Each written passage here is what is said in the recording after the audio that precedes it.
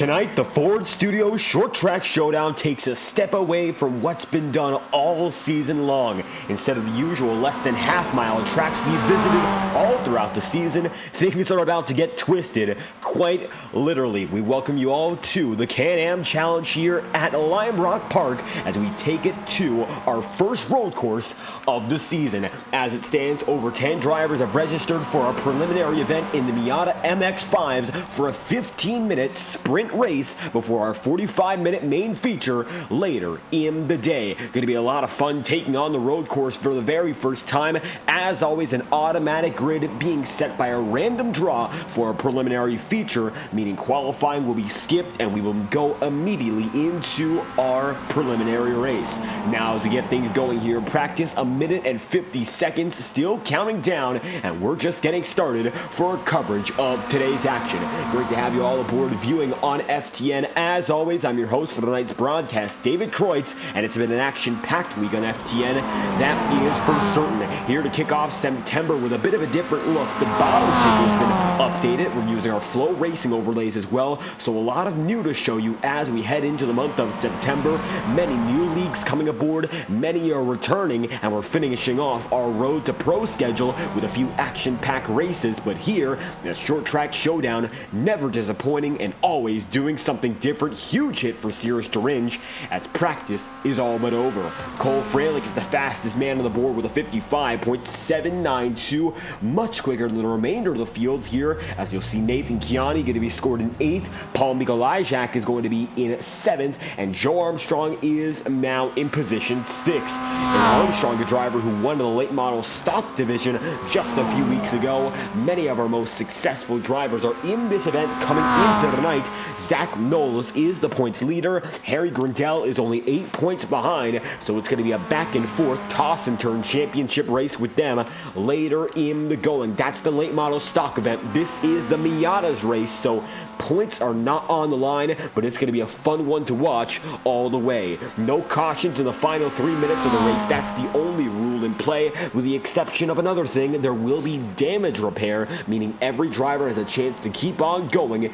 even if they're involved in a wreck. Time is up here when it comes to our practice session at Lime Rock, and with that being said, it's Cole Fralick, the fastest man in practice, impressing so far in that number 15. What can you do to keep that up as the race is underway? We'll find out. Practice is over. Your starting grid is set. Let's take a look at those who will line up in the field in tonight's preliminary feature in Lime Rock. As the field gets set to go, it's going to be a rolling start as the field gets back on your screen. This time, they're going to be in starting formation, so we do not have time to waste, not one bit. How's about we get into your starting grid for tonight's event? It's quite a lot of familiar faces that get ready to go in the Miatas. Without further ado, this is your first starting grid of the day with the MX-5s here at Lime Rock Park. Fastest man of the order in practice will get that pole position by a random draw. Cole Fralick going to be first ahead of Jack Lauer in second, with Steven Gibson then third, and Joshua Chin set back into fourth. From there on out, going to be Harry Grindell, position number 5, and from 6th it'll be Nathan Chiani with Jack Painter then 7th, and Paul Mikolajczak then in 8th. Joe Armstrong going to find himself in the 9th position, with Triffin Davis rounding out your top 10, and Wesley Person will be in 11th with Sears Turinge to round out the top dozen. Only one more driver from there. Looks like they will not be starting this event. The only other driver out in the field with your dozen on the track will be the iRacing official pace car. And now it's time to get things rolling. Drivers are setting lap times under 1 minute in distance. Of course, it's over a mile, much longer than the tracks we have seen so far in the tour. And even though it's a very long track in comparison, it's a very fast one. Sweeping corners, not a lot of room to brake. You got to be on the throttle more time than you're not, especially since with this configuration, you'll see the absence of the chicanes. Instead of taking the chicane up the hill here, you'll go almost flat-footed, but be careful. If you go a little too quickly, you'll be up and over, as the tires will not even be touching the ground. No chicane going to be used when we come down to the Sam Posey straight either. You'll take it directly downhill, and it's going to be a free ride ride from there on out. One driver opting to go on the chicane, however, that is Jack Lauer, but in the race, there will be no use of the chicanes. 15 minutes here with the Mazda Miatas. It's going to be Cole Fralick down low and Jack Lauer up high. 14 drivers now set the field. Wesley Person and Sears Geringe are going to get on the track as well, and it's time to find out what they've got in our preliminary feature in the Can-Am Challenge. Cole Fralick leads us to the green, and we're underway for 15 minutes of racing here with the Mazda Miatas at Lime Rock Park.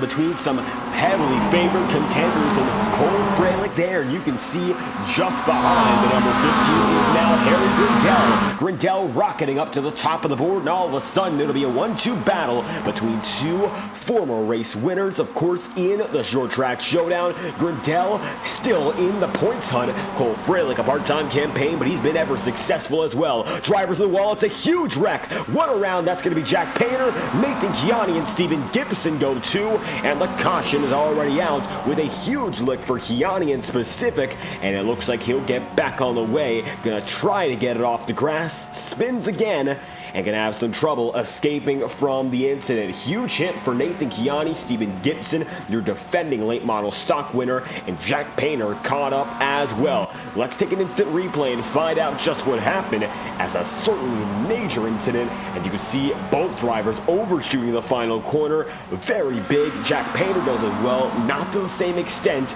Gibson had a very wild ride. We'll take a look on board with him. Certainly something he'd have liked to avoid. And as you can see, with all the work on that machine being done instantaneously, it looks like back on the move with the iRacing crash test vehicle. We'll take it back 30 more seconds and look on board for this incident.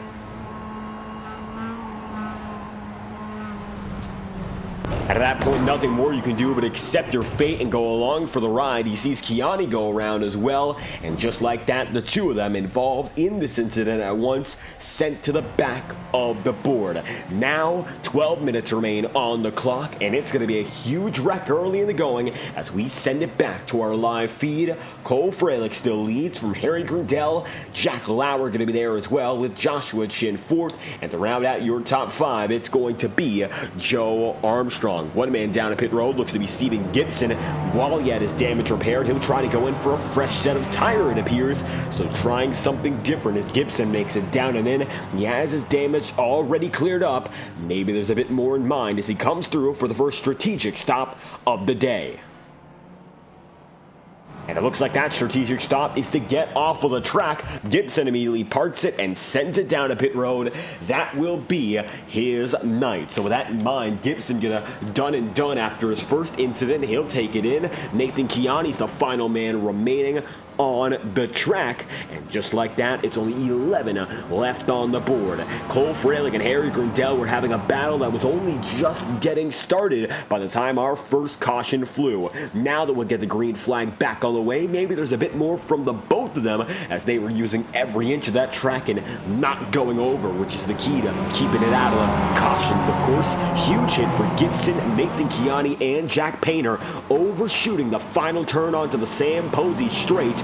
Now we'll see if these drivers are a bit more careful as we come to our second run of the day. Miatas at Lime Rock, an iconic combination on iRacing, but for the very first time it'll be seen in the Short Track Showdown. OSRL not taking a trip to Lime Rock, of course, in this series ever before. It's the biggest track scene in the Short Track Showdown's history, and now we're getting ready for our first restart here at this iconic road course. The iRacing official pace car drops in this time by. Time to let Cole Fralick get back to work. Green flag in a drop. Cole Fralick leads with Harry Grindell second. We're back on our way with another double file restart.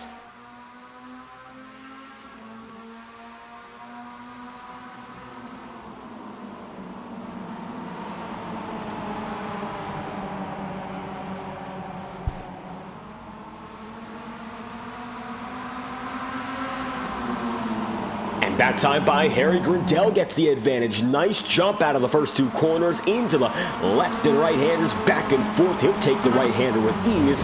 And now Grindell is at the top of the charts. Cole Frelick not too far behind. Joshua Chin going to be now third. And as they all come through, it looks like a bit more calm up at the head of the field. You'll see these drivers getting some airtime as they come up the hill. And now time for their downhill run. You don't want to make the mistake of using a bit too much of the track, because here on iRacing, tires take the grass like it's ice, and you'll be skating all the way to the barrier. Looks like no trouble that time around. Joe Armstrong going to get a bit loose. He'll get back on the way and save it, but the caution flies for another incident. Steven Gibson back on the way. Paul Miguelajak too. Jack Painter there. Nathan Kiani also looks to have gotten slowed down, but mainly yet again Steven Gibson and Cyrus Geringe as the caution flies for the second time here tonight. This time through, we're going to take an onboard look at what just happened, as it looks like Geringe going to go up the hill. Nothing comes of it by that point as we take it outside of the cockpit. Look to be a multi-car wreck, and the 89 machine comes up to the smoke show just ahead of him. So that's the reason the Cyrus Geringe was parked, but Steven Gibson involved primarily. We'll take a look back, looking more at Steven as we get another instant replay on the matter, and Gibson's going to take a huge hit into the tire barrier in exactly what we expected. Another hard lick, and Steven Gibson finds himself involved in the caution one more time. We'll take another angle at it. As you can see, Gibson coming through. He sees Jack Painter racing hard side by side with Paul Miguelajak, then gets tagged. Nathan Kiani tags him as well, and they go up and down the track and fill the field, of course, their view with a lot of smoke. Luckily, this is the back of the pack yet again, but still a hard hit for Steven Gibson as we head back to pacing. Second caution of the day, and already 8 minutes left on the clock. We've gone through almost half our time already. That's how much we've gotten through. Of course, not a lot of time overall, and it could have been a bit more racing without these cautions, but we came to the line to make it lap number 6 with 1 lap to go here before we get back on the way. The iRacing pace car's lights are off, and the field will get ready to go back at full pace. Grindell going to be down low, Cole Frelick going to be right up high, and now time to get back on the move as it's side by side yet again. Grindell got the jump, getting the advantage through the S's here, then taking the left and right hander very well, and that's the key for Cole Frelick, making that move happen, but this time he's the one who benefits. He saw exactly how Grindell got it done, taking that launch off the restart and building upon it. This is a momentum track. If you lose momentum, you're going to feel it for quite a few corners in a row, especially when trying to keep a flow through the earlier, not as quick area of the track. It's all quick, but that is the slower portion through the first and second sectors. Then you'll come down from the hill, and it's a huge run from there. A lot of speed, almost flat foot. Just manage the line, and you'll be good to go. But Grindell knows the secret to getting the lead. The question is, can your pole sitter in Cole Frelick find the secret to getting it right back? Double file this time through as the iRacing official pace car will lead him down to the start-finish line, and it's going to be second restart of the day with 6.5 minutes remaining. The field will come by, and it looks like from pit road to the Sam Posey straight, only the safety car will go down. Time to get the racing back on the move. Harry Grindell leads this restart, and he has a tremendous jump. Green flags back on the way with Cole Frelick following just behind.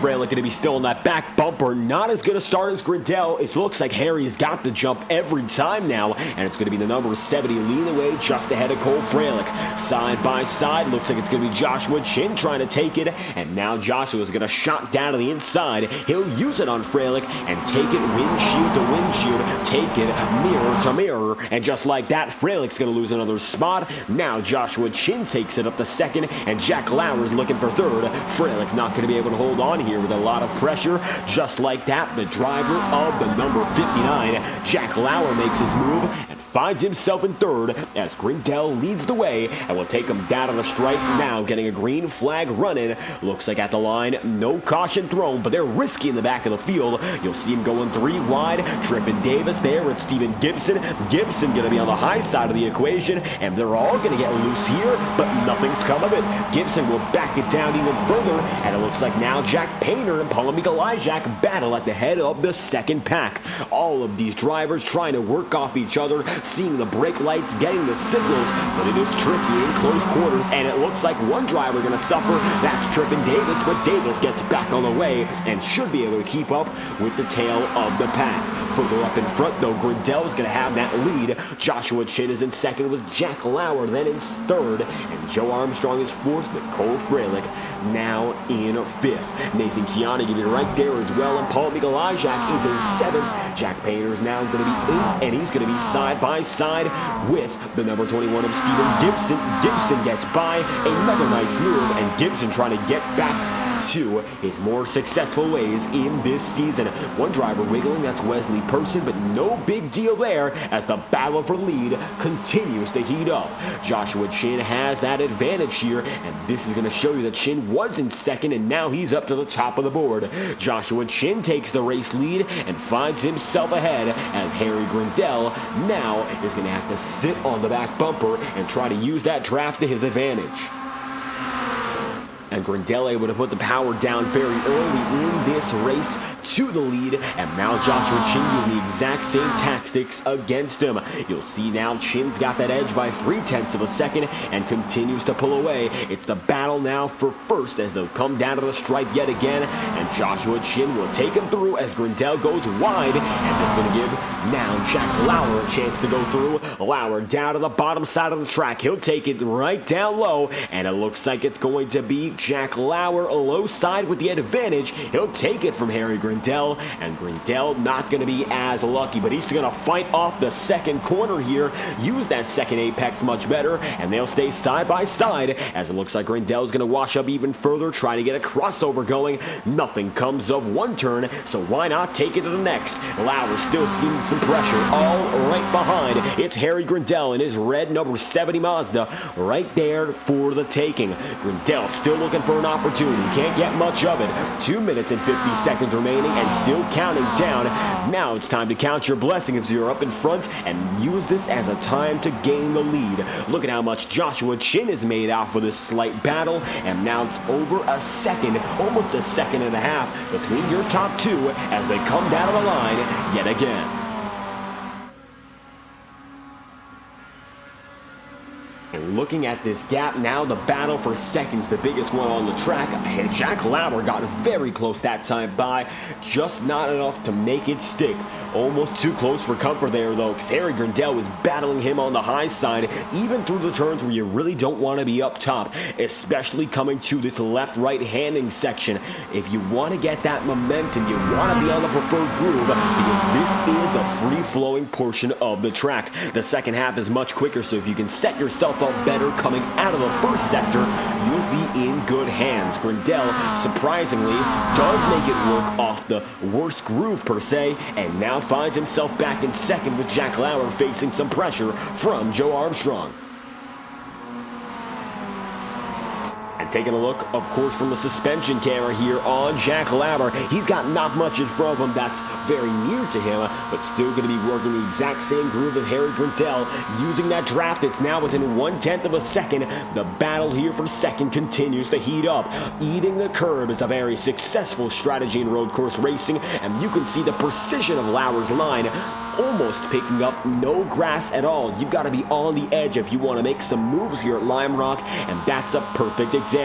Once again, going to be taking it through just like Grindel ahead. Making sure that you can learn from the best is a key tactic here in racing, and when you're right behind in such a draft-dependent car, you can learn quite a lot in quite a small amount of time. Grindel goes wide that time through. Could have been much worse, but nothing comes of it. We are in the portion of the race where no cautions will be thrown, so if Grindel messes up like he does right now, he'll just have to save it. Harry Grindel keeps it going and will keep himself in second, just ahead of Jack Lauer as they come down the line. Still a little more time remaining in this race. Looks like the white flag is due to fly next time by. Barney the flagman waving it this time by, however, the white flag is out, and this will be the final lap of the race. 1 lap to go as Joshua Chin keeps himself up ahead. The battle for second persists right behind him, but nothing much has come of it. Harry Grindell still has that advantage, but it's no use right now for the 93 of Joshua Chin.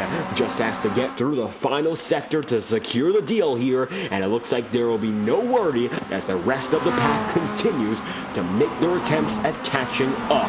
White flag is out, this time by. This is the final lap of the race, and it looks like Joshua Chin will easily be able to make it home. He goes lawn mowing for just a moment, goes off of the track, but it is no use. And coming out of the final corner down on the Sam Posey straight once again, it's going to be Joshua Chin getting it done and winning by a resounding margin, 2 seconds ahead of the pack, and immediately the field comes in to celebrate.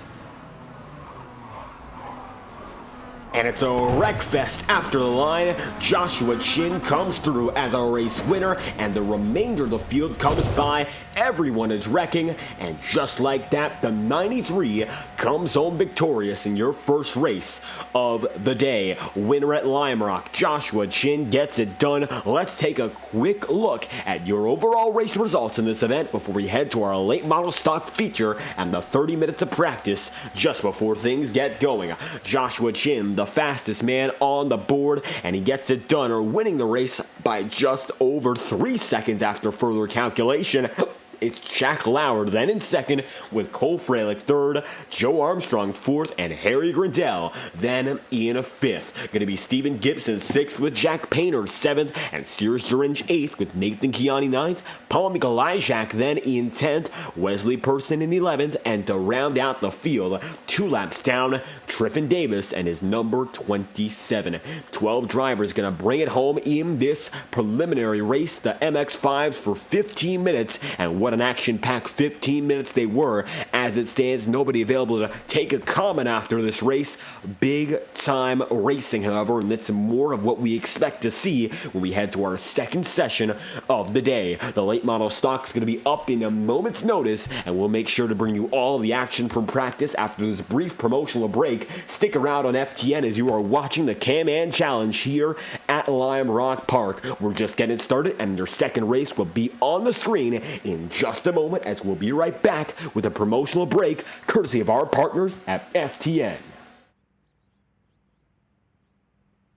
Racing isn't easy, but experiencing it is. iRacing puts you in the driver's seat with the industry's leading sim racing game. Drive on laser scan replicas of the greatest racing circuits from around the world. Go head-to-head against other drivers chosen by skill-based matchmaking to ensure competitive racing at every level. Compete across all your favorite series. In officially licensed cars, engineered to deliver the most accurate driving experience possible.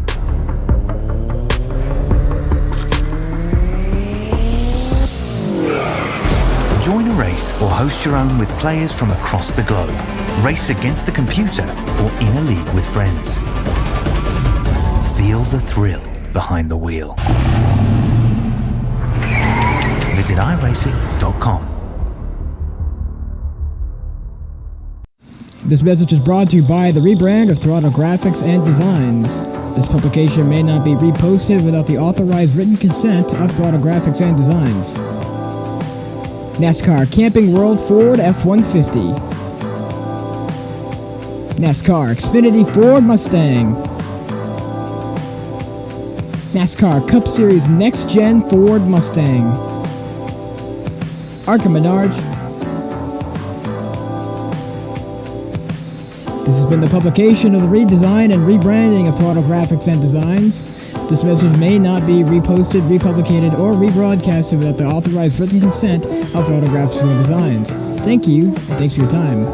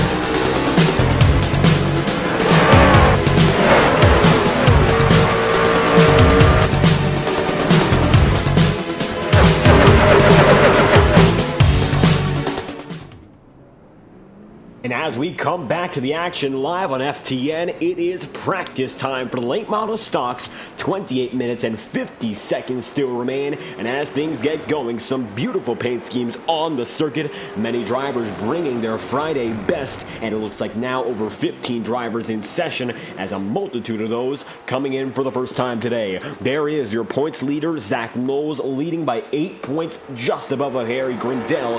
Third place in the championship order is now Steven Gibson, and the fourth man in this title fight, it is Jack Painter. He remains on the outskirts, but still has a shot to get it done. We'll keep an eye on him as well as we see our title battle come to the penultimate round of the season. Late model stocks at a road course are bound to bring some action, and as you can see, we're using chicanes for this race, and you can see now that it's going to be a much trickier lap, even though these drivers are still just about as quick. You can see through the final area of the circuit, there is the extra chicane coming down the hill, and there's also one that appears to be in place during the incline. We're going to take a look here with Jack Painter as he makes his way around, trying to get his bearings in as well, and it looks like for him a Mazda on the track right behind the Oldsmobile 93. On our end in timing and scoring, that is not going to be, of course, the 93 in the session. That looks to be, as we take a quick look around, one of the many new manufacturers on the circuit. One of the many Pontiacs, of course, right in front of a Renault. Looks to be a McLaren just behind as well. Of course, the Dodge there for Mo Perry. Chevy Camaro for Joe Armstrong. And Jack Painter going to make it up the hill here, still chasing that Olds. And it looks like that is going to be not Cole Fralick, not Joe Armstrong, not Nolan Sanford. As we try to take a look all throughout, that is Joshua Chin. And the driver who got it done in the Miatas, that is his number 93. Now he'll take it through down the Sam Posey straight and take it through turns 1 and 2 all over again. Like he was in the Miatas, he's the fastest man in practice so far for late models, so he's definitely the driver to beat as we get into the show here at Lime Rock. We're going to take a look on board with him and ride on for a lap at the start and finish line, but you'll see him chasing down our points leader of Zach Knowles. Zach finds himself 11th on the timing sheet, so having a bit more trouble, and he's going to be forced off the runway there. No chicane through our incline, but there will be use of the final chicane, so that's the configuration decided upon. It looked like now it's going to be a change from, of course, our original configuration in the Miatas, giving these drivers a bit more leeway up, but on the way down, you've got to be perfect. An especially tricky turn with these late models, but it looks like most drivers handling it just fine. Lap time still under a minute. These things are flying down the straightaway. Let's take a lap on board with Joshua Chin to find out what's going on.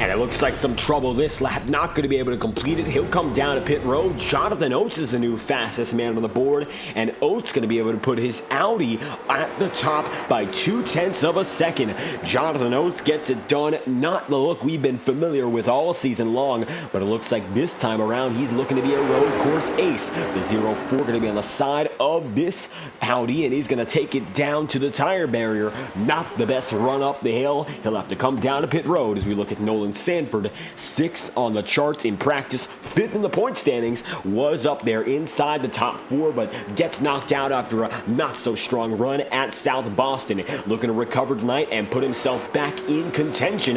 That's Nolan Sanford's job as he finds himself just outside the top 5 by 91 thousandths. Jack Lauer, the man who's moving him out.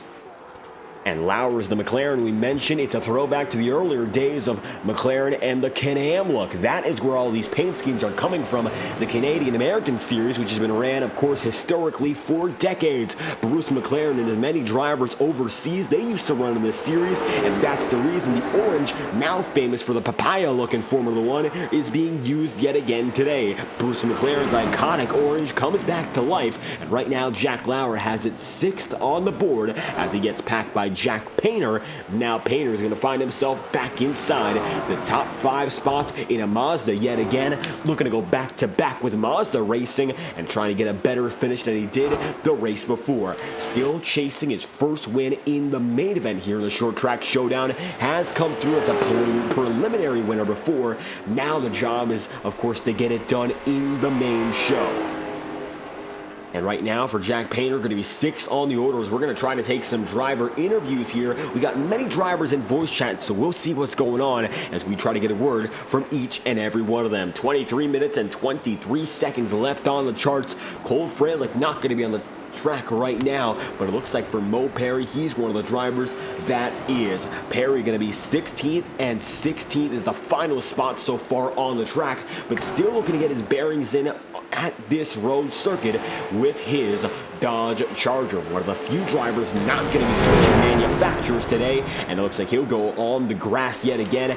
Very tricky to keep it on the track, especially with pressure, and that time by Mo Perry going to have to give one spot away on the track as he still gets used to the way these things are driving. 45 minutes coming up in just a few moments. Mo Perry going to be in the broadcast booth right now, running another special scheme, and this time the number 54 Dodge with a bit more of a yellow and black look. 16th on the board right now, first road course race of the season. How do you feel heading in? Not very confident because road courses are not my forte in any sense of the word, but at least it seems that these drive relatively okay on road courses, so hopefully it's at least a mediocre race. Right now, of course, many drivers still getting their first experience with a late model stock here at Lime Rock. These road courses not usually where they take these late models in real life, so how's it been adapting to that? Seems like the lap times are still pretty quick. I mean, it drives a lot better than you'd think it would. This car is, I think, a little bit more symmetrical than most oval cars, so it handles right-hand turns a lot better than most. Got a lot of grip, I will say. And the grip keeping drivers on the track. We saw in the Miata race a lot of trouble in the back of the field, going off the circuit, creating some huge wrecks. You think we'll see more of those as the night goes on? I mean, if people keep their heads on, then no, but, you know, it's OSRL. You never know what's going to happen. Right, always some chaos throughout the field. First timed race as well, so that's going to be a factor in itself. You expect to see any strategy, or is it going to be, well, I guess going back to the same question, is it going to be the same old, or you think there's chance for any different? There may be some strategy. I'm not sure how fuel's going to work out with the time limit and everything, but at least for me, I know I'm going to end up leaving about 5 minutes before the race ends, because I got another league at 9. Race isn't going to be over until 9:05. Looks like unfortunate obligation there to get off the race a little early. You had some good runs this season overall, putting in some competitive efforts despite the time restraining. And there's only one more week after this. That's going to be Martinsville to end off the season. What can you do to keep yourself maybe competing for a victory? Martinsville, I think, is one of my better short tracks, so hopefully that translates into this car. Super lates there, normally I do at least okay in. So I think, though, Martinsville is just going to be a race of survival, given how tight the track is. So just survive and hope that you end up in the front by the end. And hoping to keep surviving as we're just weeks away from the, of course, 6th season of the Premier Series here in OSRL, and that's another thing to look forward to on Thursday nights. How do you think it's going to go? Of course, a lot of new faces, but many returning veterans as the league continues to grow. Yeah, with the league growing, I think we're going to end up having a lot more competitiveness towards the back of the field, which may or may not end well for me, because as it stands, I'm already struggling to make half the races if there's a decent amount of people in there. But I think it'll be a better season. We're getting a lot better people in there as well, so battles up at the front are going to be more interesting too. And looking to keep the excitement going in the Premier Series. It's been a fun short track showdown on the first road course race. Mo Perry, 15th on the board. Anything else you'd like to add? Nope, not really. Riley Ray, great to have you aboard. Once again, your number 54, Mo Perry. Thank you for your time.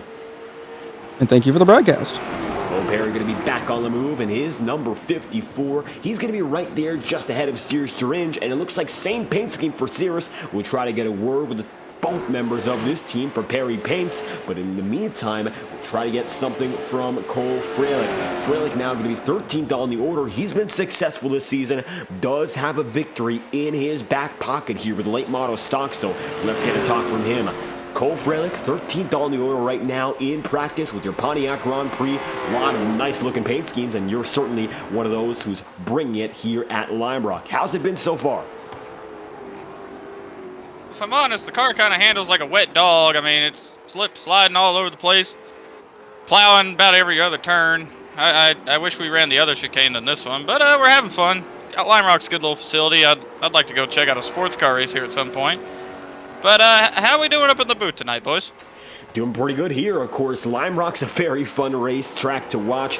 Fun racing in the Miatas. You had a lot of speed in practice. We're able to keep it up there for a good majority of the main race, so definitely have some success here to build off of. But you're right, different configuration. That's a big thing to keep an eye out for. And this chicane is really tricky with these late models, especially the way we've been seeing everyone drive through it. So how's it going to be for you adapting to that? I mean, if it's a normal lap, I mean, it'll just be fine. I'll try to get through there, probably back up the entry. If the 93's in my way, I'm just going to punt him off the track since he likes to run his mouth a lot. But 8 wheels are better than 4 in some cases. We may have to use up some doors. I mean, we're in short track cars, so we can use some doors. And certainly the Short Track Showdown, I believe in their history, is the longest track we've been at by no small margin. It's a road course, of course, much different. We were talking with Mo Perry about how this car actually seems to handle quite well overall. Do you echo the same feeling?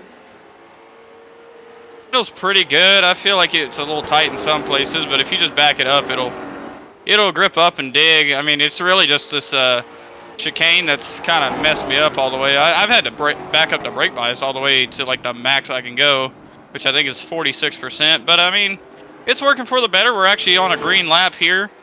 Don't think it'll go into the top 5, but it's a pretty good lap for what it is. I'm putting down another solid lap here, Freilich. We've seen you go to victory lane already this season. Your top 10 in the points, of course, as it stands, might not be in it for the championship win, but still picking up places with the final 2 rounds in mind. What more can you do to keep the placing up? Kind of stay consistent, really. We just need to get some finishes in the way. I mean, being suspended last week didn't help our matters at all. But, yeah, we're just here to have a good time, run well. Wish we didn't have a lot of egos in this, though. I mean, it's a fun series. The real stuff starts, I think, next week. So that's when the egos can come out. Absolutely, you mentioned the Premier Series coming back into action next Thursday night. As far as we're aware, you're going to be there for the next season, I assume? Will do. We will be there in the number 15 Kart Chaser Toyota Camry. And looking to keep it up, Cole Freilich's success this season, moving to the Premier Tour in just a week's time. 9th on the board, so you did get it up quite a few places on that one. And as it stands, 15 minutes still left in practice, so anything more you'd like to add? Not really. I just like to thank Jack for putting this on. It's been a fun little series. It's good learning this little car here. And I hope we get to do more of this. I kind of enjoying how this car handles on a road course. I'd like to see where it handles at other places. So if we can get this into a thing, I think that'd be pretty fun for all of us. And there we have it, Cole Freilich getting to grips here with the late model stocks at Lime Rock. 9th on the board. Thank you for your time. Appreciate it, guys. Cole Freilich going to be back on the move here, 9th on the order for him. And we're looking further back in the pack. Josh Stoltz just registered. He's the 17th man on the board, sponsor of tonight's event here at the Can-Am Challenge in Lime Rock. So with Cole Freilich, of course, his interview done and done, let's get another voice. It's Ruby Estes right now, 16th on the order in the number 16. Now, I'm not quite sure if she's going to go back on the track. Looks to be muted at the moment. So we'll move on to another driver here, and it looks to be the next up for us, the number 89 of Cirrus Duran, who's going to be 12th right now on pit road.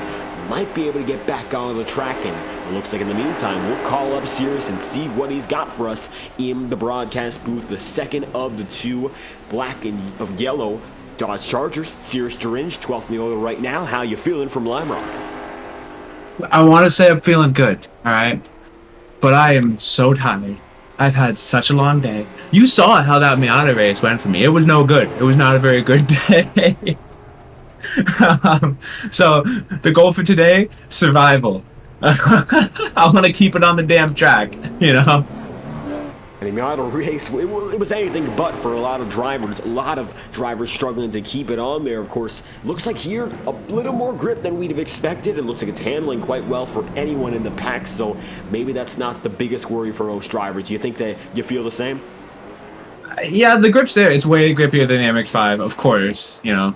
But there's something about the brakes, the way it feels. It's such a different car on road, and I've never done a combination like this before, so I'm entering all this blind. I mean, I guess it's fun. I'm notoriously kind of bad when it comes to stock cars making right turns, so I feel like everyone else around me has, you know, become pretty accustomed to it pretty quick, so I'm just trying to stay comfortable and, like I said, survive.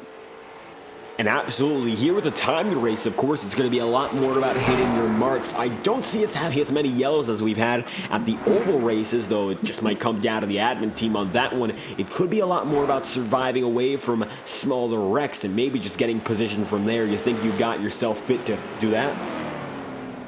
Yeah, there's going to be definitely a lot less wrecks, you know. 20-something cars out here, way bigger track. There's gonna be yellows, I believe so, but yeah, it's gonna be much more strategy based. I don't even know how long a fuel run goes. We should be able to make it all in one run, but you never know. So. And we heard there might be some strategy in the case we do get a green flag run. Not the biggest, of course, in terms of certainty for all drivers. I talked to a few beforehand. They don't really know what's going on with the fuel. You think there's any chance we'll see a pit stop for fuel if necessary? Crew chief showing me 50 laps. We got about 1 minute laps, so we should be good on fuel. However, tires, I don't really know. I have no idea how this tire holds up in long runs. I've done about a 10 lap run, and I was shown significant wear, so I don't know if it'll be faster to kind of cut the race in half or not, but we're gonna figure it out as it goes. And always a learning experience here in the Short Track Showdown, doing it differently, perhaps the most different we've ever had in this series, but then we'll get back to basics for our season finale. Martinsville, last race on the tour before the premier drivers get back on the way, so what's it going to take to, of course, end this one out with a bang? Well, the ideal thing would be to win it, right? But, a bunch of confident people are going to be there. I imagine the last race is going to be a big field. A lot of people fighting for that final win. And there's a championship battle, that I'm unfortunately not a part of. So, of course, again, keeping on the road, getting a good finish. But, shoot, a podium, top 5, maybe even a win, I'll take anything I can get. I love Martinsville, and I'm quick there, so. And looking to keep the pace, 15th on the order right now. Sears Strange, anything else you'd like to add before we head back to practicing? I'm all set. Thank you, David. Thank you for your time. And Sears Strange going to be back on the move. The number 89 machine, 15th on the order right now. Talk to his teammate, of course, with Mo Perry right now, right beside the number 89. They're going to get right back on the way, side by side as they exit pit road. And it looks like right now one of the few drivers we have not spoken to just yet, Josh Stoltz, 17th in his Wheeling Cadillac. 17th on the order for our race sponsor. Why not we get a word with Josh Stoltz as 10 minutes still remain on the board. Josh Stoltz, finding yourself back on the track, 17th on the order right now, just getting started. How do you feel as we head to the Can-Am Challenge just minutes away from us? I honestly have no clue what to expect. This is literally my first laps at this track since Forza Motorsport 6 days, so mainly in this layout, but I have no clue what I'm doing. I'm just here to have fun. And still, of course, getting used to it here. The late model is at a road course, much different from all seasons. So what are your first impressions and how it's been driving? I don't really know. It feels like a crappy Trans Am car, to be honest. I know, I've driven these cars at Watkins Glen, and it's a blast, but that was open setup, you actually had to drive it a certain way. So, and the test laps I did when we first announced the schedule, I did this on the no chicane layout, which is what I was hoping we'd do, but Jack said no. And Now, it looks like no chicane's only going to be used for the Miatas. It's, of course, a preliminary feature there, but tonight, we're using one chicane here, and it's a tricky one for these late models, so getting used to that, definitely a big change. Yeah. I mean, it wouldn't be too bad if it wasn't for the weird off-track on the exit of it, because if you cut it too close, it's just an off-track for no reason. But it's whatever. I'm just here to have fun. Only 2 weeks to go here in this fun series. Of course, Martinsville will be up next to finish up the tour. We've seen some success from you in the OSRL off-season campaigns. You think you would come back and maybe fight for a victory? If anything, I'd say I might have something at Martinsville, just because I feel like I'm actually better at smaller tracks. But I'm so used to super late models that the late model stock is kind of just, it feels foreign to me.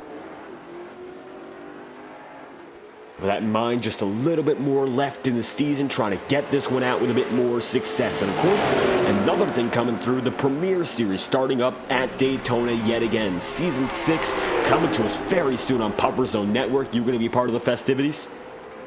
Unfortunately, I'm going to have to miss the duels, so I'll have to miss the main race for Daytona, but I'm planning on running a couple more of the races during main series. But I got some other leagues that I want to try out and get more into road racing, so. Now, with that in mind, Josh Stoltz 17th on the board. Road racing night with a definitely different feel. Late model stocks with a short track showdown. Anything more you'd like to add? I think I'm good. Like I said, I'm just here to have fun. If anyone causes beef with me, I'm probably just, gonna ease up on that brake pedal a little bit. And there we have it. Josh Stoltz, number 99 machine, 17th on the board. Thank you for your time. Thank you. Stoltz going to be back on the move here. 7 minutes and 14 seconds left, according to our timing sheet. So still a little bit more remaining. Rubies is still on pit road, so it looks like for the time being, the only other driver left looks to be Isaac Johnson. Johnson's now going to get on the board. 4 laps in for the number 33. 7 minutes and still counting down. Johnson going to be back on pit road, getting back on the move once again. Back and forth it looks to be, as we'll take a look up at the head of the field. Joshua Chin is once again the fastest driver, but Jonathan Oates is not too far behind. Oates is still right there, 61 thousandths of a second. Separate your top two, and they're both especially quick with time still running out. Let's take a lap on board here with Jonathan Oates to see what's going on for our man second in practice as we come around to the start to finish line yet again.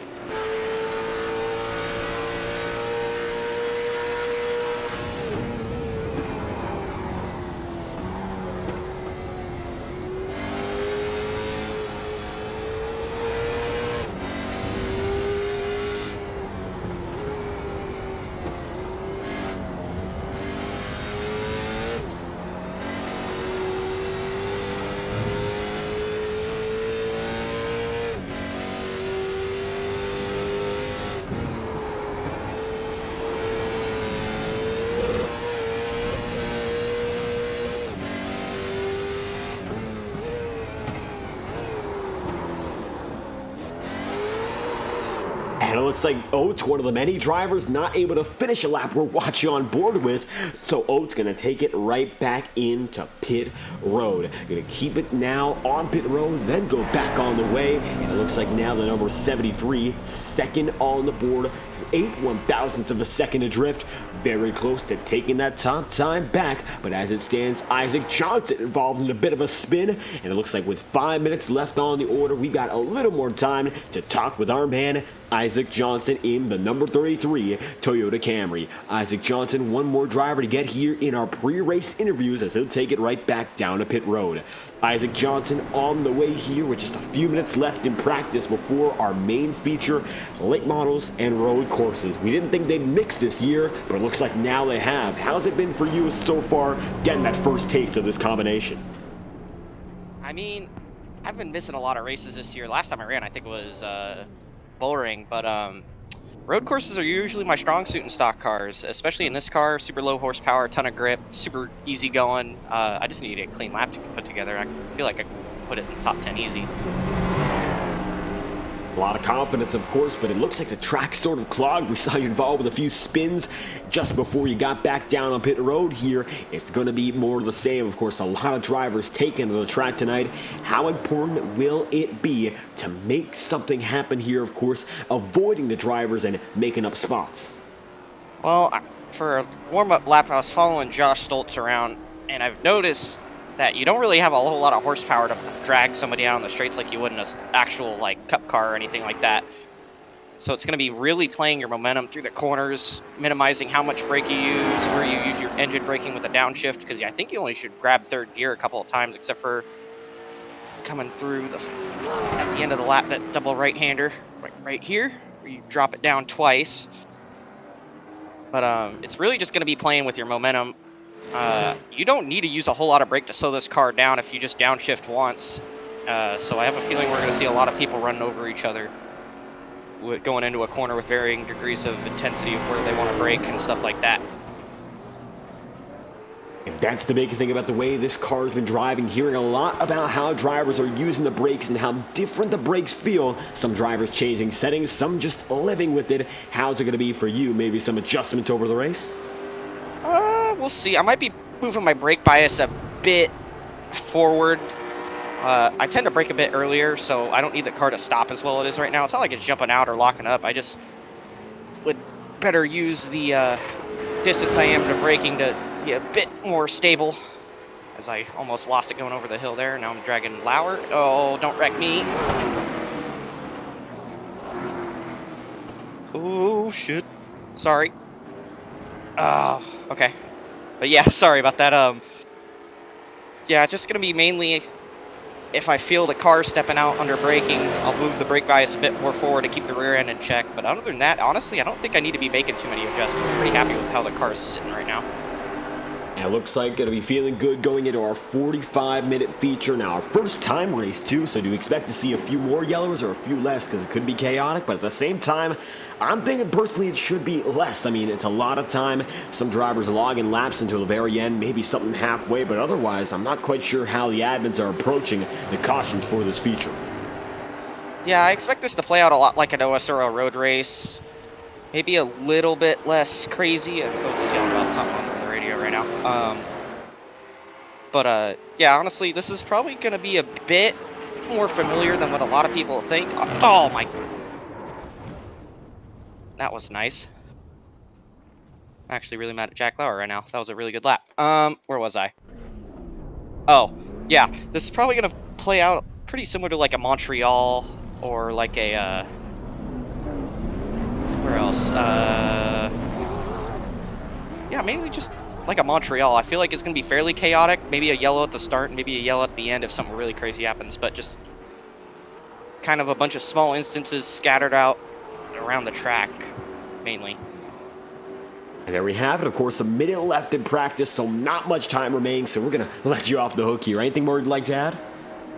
No, not really. I'm just hoping for a clean race today. And there we have it. Hoping to keep it clean. Isaac Johnson, 19th on the order right now. Thank you for your time. Thank you. Jackson going to be, of course, back on the move, and that's going to be Isaac Johnson as we'll get back on the way. 1 minute remaining, and it's still counting down. Joshua Chin, fastest driver on the order, and it looks like he's still there by 8/1000ths of a second, just ahead of Jonathan Oates, Stephen Gibson, and Jack Lauer. From practice, we are going to head into qualifying. 10 minutes open qualifying, which means these drivers will be able to get back on the move alongside each other and have to put down hot laps on one track. It's going to be very chaotic, that is for certain, and with drivers getting back on the move here in practice and maybe a bit more, but I'm not quite sure what you can get with 10 seconds and counting. Joshua Chin is the fastest man yet again, first in practice, and looking to go back-to-back tonight in Lime Rock as he's the fastest man in the order here in your warm-up. And practice going to be over this time around. Time is up and time to get on to qualifying. 10 minutes here before the 45-minute feature to get that hot lap in and find out what you've got in store for your fellow competitors. Now drivers are going to get back on the track and they're all going to be on the same track. Advantage Cole Fralick, he'll be the first man out. Not to be outdone, there's Jack Lauer just behind. Lauer going to be there with, it looks to be, just behind, you'll see Joshua Chin. Then it's going to be, looks once again as Jack Painter. So Painter going to be not too far behind, but the first man out is Cole Fralick, and he's going to lead them all to the green flag here in practice for 10 minutes on the order. Let's get through it this time by going to be the driver of the number 15 taking us to the green. Joshua Chin going to be let around the driver just in front, and that looked to be not Zach Knowles. Knowles just got on the track. Jack Lauer letting Joshua Chin by, but the number 15's got the best position on the board. Cole Fralick gonna take it down to the Sam Posey straightaway, get the tires a bit warmed, and now take it in to the final turn this time around, sweep it through, and the green flag is set to fall here in qualifying at Lime Rock Park. Green is out. Now we'll find out who's got the fastest time to get that, of course, coveted pole position here in the Can-Am Challenge.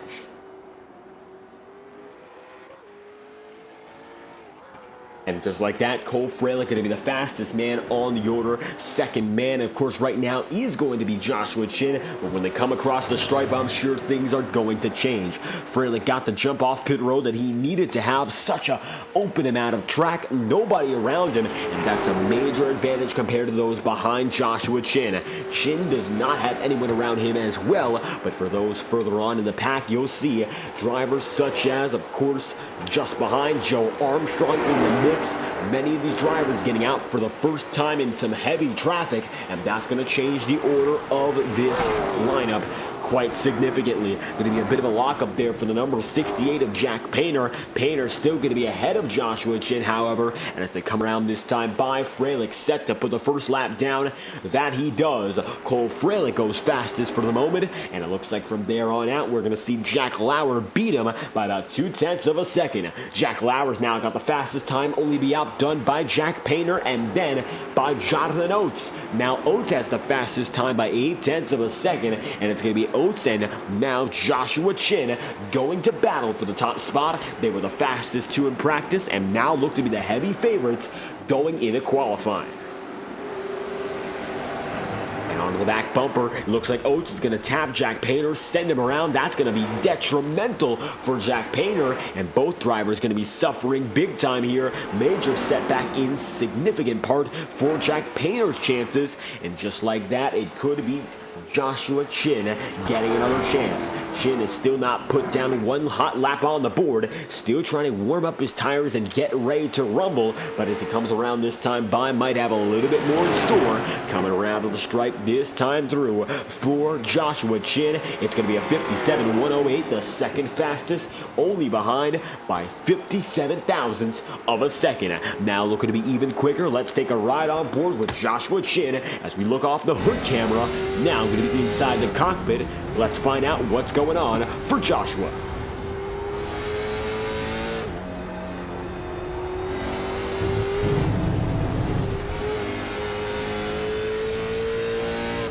And it's going to be Joshua Chin avoiding that most recent incident ahead of him in Jack Lauer. This lap will not be a hot lap, but still getting a bit more practice in. 6 minutes remaining to put down the best lap on the board. So I think right now for many of those in the field, it's not going to be a big worry if you havenent gone out from this point. Paul Mikolajczak is the only driver who has chosen not to go out at all at the moment. He might be able to come out later, but still going through 5 minutes of qualifying, he's not gone in. The time to get on the track, you got to be on by about 2 minutes remaining, or you are not at all going to get a lap on the charts. Going to be dangerous if Paul Mikolajczak chooses not to go any further from this point on. You want to get on the track at least once in qualifying, but maybe for Paul, that's not going to be the way it goes. Jonathan Oates leads the way by 57 one-thousandths of a second. Looking back to Joshua Chin, then in the second position, and Triffin Davis then third, with Zach Knowles in fourth. Jack Lauer going to be fifth with Harry Grindell then sixth, and Nolan Sanford is in seventh with 5 minutes left on the timing charts. Oates is down on pit road, while Joshua Chin is still trying to break that fastest lap, and it looks like right now he's on pace to do so. 0.2 of a second quicker than his average lap. This might be the one coming off of the final corner, taking the rumble strip at the line for Joshua Chin. It's not going to be enough. 57.147 needs 1 more tenth of a second, and he will not get it this time by. Triffin Davis going to be third. Zach Knowles is still fourth, and it looks like for our reigning points leader, Zach trying to lock it up and lock it down on this race in its entirety, and it looks like 45 minutes. Maybe this will be the run that locks up the championship, but so far, still some fierce competition from Harry Grindell, while Zach is in fourth. Harry is in sixth, so still very close between the two drivers vying for the championship with the most realistic chance. Now they'll have to separate each other further if there's going to be any swing in the point standings.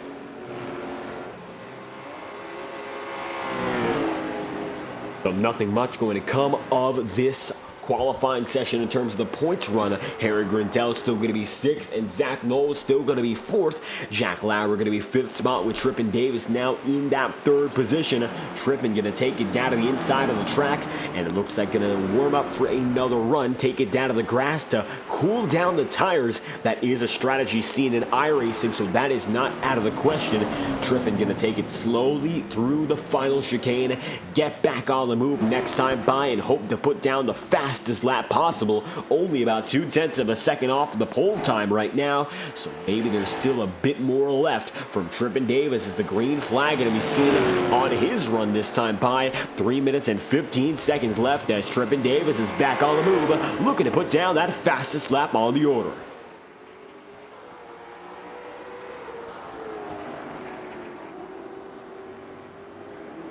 And Davis that time by, not able to get much of it, of course, through the first two corners, but still is quick.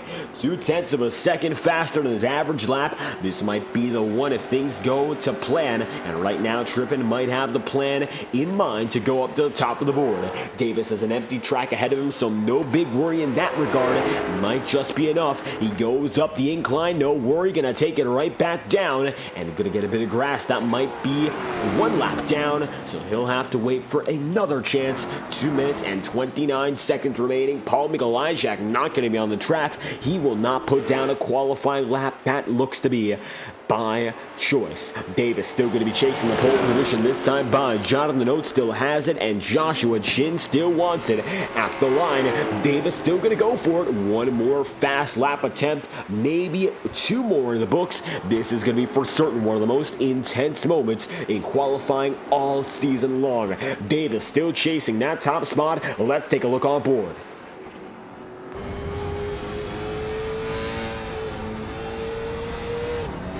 Muscling it through each and every corner. The big moment, of course, is going to be through the incline here, trying to avoid some contact with the grass. That's what set off his most recent attempt in qualifying. This time around, it looks like he's going to slow once more, and it might just be letting a few drivers go. Harry Grindell going to be let by on a flyer, and it looks like so will either number 49 of Mo Perry, the 54 rather, but that is Cirrus Durange in the Bumblebee 89. Coming through this time around, Triffin Davis, 1 more chance to chase down pole. Is this the one? Let's find out. Davis going to be back on the way as the pole race continues. Joe Armstrong now going to be up into 4th. Another driver to keep an eye out for. Armstrong, fastest lap that time by 0.3 of a second off the top spot as Isaac Johnson spins. Steven Gibson goes in the grass, and Davis is coming up on all of the madness. Gets by 1 driver, now going to have to get by a second. Gibson is just a few tenths of a second ahead, but you cannot back down if you are in this position. Coming through once more up to the incline and down to the Sam Posey straight. It's the final segment of the track, And this time around, it's going to be up to the highest point and down low. This is it. Can Trippin Davis get it done? Looks to be slower than before, so maybe not enough left in it. Rest of the field still putting laps down.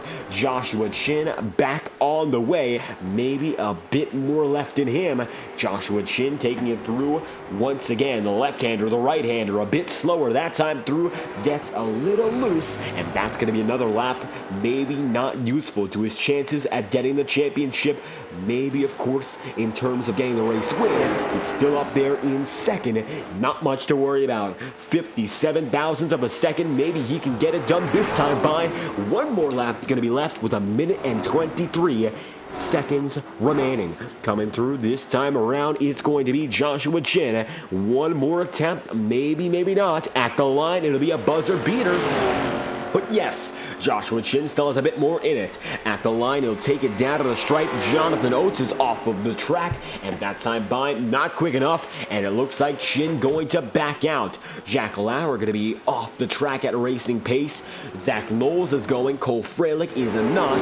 Isaac Johnson opting to still take a little more time, as is for Ruby Estes and Wesley Person. Ruby back on pit road. Isaac Johnson coming there very soon, and it looks like qualifying is all but over. Besides two other drivers still trying to get back on the board, but with how much time there is left remaining, or how little time there is, I don't think it's a possibility, as we would come now with 25 seconds remaining.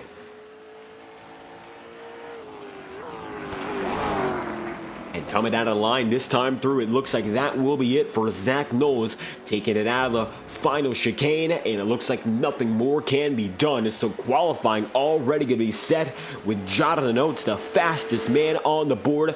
Oates will get it done and grab that pole position as we're set to go racing for 45 minutes time. And now time to see your late model stocks in formation with the starting grid coming right back at you. Now time to get it back on the move. Jack Lauer going to be already on the track here as drivers get on their way. It looks to be a standing start, so let's take a quick look through your starting grid before they get on the way. Going to be Jonathan Oates, fastest man, just ahead of Joshua Chin, and Jack Lauer is going to be third with Trippin Davis then in fourth. Joe Armstrong's position number 5 with Harry Grindell then in 6th, and Zach Knowles will then be in 7th with Jack Painter then in 8th. Going to be 9th to Nathan Kiani in 10th, and Nolan Sanford with Sear Stringe then in 11th, and Colin Freilich going to be in 12th. Finally, to round out the field, Mo Perry 13th, Isaac Johnson 14th, Ruby Estes is the 15th, and Josh Stoltz then in 16th. Wesley Persons position number 17 with Paul Mikolajczak in 18th, and to round out the order, Stephen Gibson, the 18th and final driver on the board. Standing start tonight here in the Can-Am Challenge. Let's get to it. This time by, the lights are off and the green flag is out. Let's get going with Joshua right behind Jonathan. It's Oates leading them to turn number 1.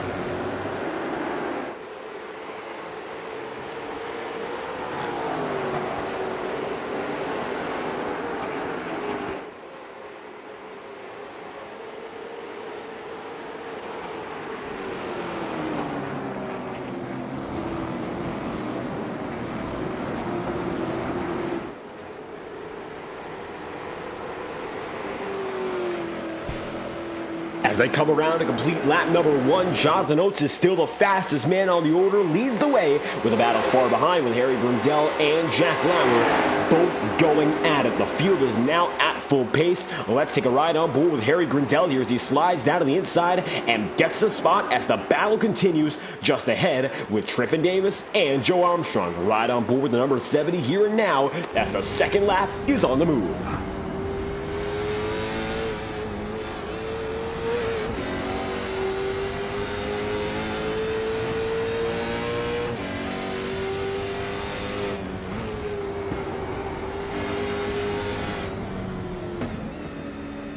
And it looks like major off-throttle time for one key reason. Caution's out yet again. Let's take a quick look back at what happened. Looks like Mo Perry involved, and his race going to be far out of proportion. Big time incident. Just like that, Mo Perry going to be back on the field. Let's take an instant replay and find out just what happened. As we take a look on back, Mo Perry going to get involved there with Cole Freilich and Jack Painter. Nolan Sanford went around too, and Mo Perry going to be getting the worst of it there, stopping and not getting back on the way. And just like that, Perry back driving. Some damage there on that right side. But otherwise, we'll be able to drive it back into pit road, and that looks to be where Mo Perry will keep it here as we send it back live. Mo Perry back on the way, but some major suspension damage there. You can see how much camber there is on that right front tire. Not going to be able to compete at competitive speeds now as the race looks to be back on the move. Up the iRacing official pace car they'll go. It's Oates, Joshua Chin, Trippin Davis, and Joe Armstrong, with Harry Grindell rounding out your top 5.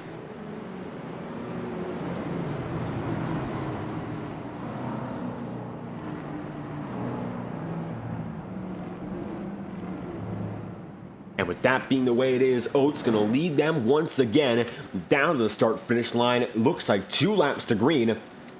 And Cole Freilich is down on pit road. Now back on the way, used his one and only fast repair. Every driver has one fast repair in this race, meaning, of course, there is a second chance. When that is done and done, however, you're going to have to go from there without any major problems. If not, your race is going to be all but over, and you'll have to send it right down into pit road. Coming through this time by, it's going to be Jonathan Oates up in front. Second place going to be Joshua Chin. Trippin Davis is there in third. Big time action so far. Your first caution of the day, Nolan Sanford, Jack Painter, Cole Freilich, and Mo Perry. And there we have it. First caution and the field back in formation. We're getting ready to go to green at lap number 6. Just like that, a few drivers came down to pit road. Jack Painter, of course, Nolan Sanford, and Mo Perry. But in addition, Steven Gibson is there, still getting some service. Alongside the number 21, Jack Painter was there, but now is back on the way. And no driver is off the lead lap now with 40 minutes still remaining. So competition is fierce. And it looks like no driver opting to retire at the moment. It's just getting started, of course, so why not stick it out until the very end? 40 minutes left on the charts with Jonathan Oates leading, Joshua Chin second, and Trippin Davis third. The battle for lead was only just getting started, but Oates got a great jump. Drivers like Joe Armstrong and Trippin Davis struggling to keep up there and battling amongst themselves. Now the question is, does that continue, or will we see some more racing up in front of the field as opposed to throughout the pack? Coming down to 1 lap to green this time by, and we are due to find out.